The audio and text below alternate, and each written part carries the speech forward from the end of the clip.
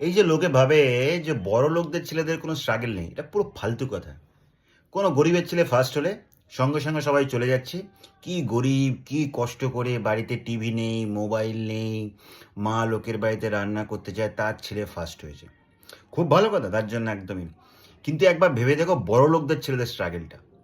বড় লোকের বাড়িতে মায়ের মোবাইল, বাবার মোবাইল, দাদার মোবাইল, বোনের মোবাইল, সব্বাই দামি মোবাইল, সব্বাই ফুল ডেটা। সেই মোবাইলের মোহজাল থেকে বেরিয়ে গিয়ে তাকে পড়াশোনা করতে হবে। তার ওপর তার বাড়িতে ডিটিএইচ কানেকশন। তার বাবা মা তাকে সিনেমা নিয়ে যায়, পার্কে নিয়ে যায়, ঘোরাতে নিয়ে যায়, হাজার হাজার বন্ধুর জন্মদিন পার্টি অ্যাটেন্ড করতে হয়। আজকে এই ক্লাব, কালকে ওই ডে, কালকে স্কুলে এই ফাংশন, সব অ্যাটেন্ড করার পর তাকে পড়াশোনা করতে হয়।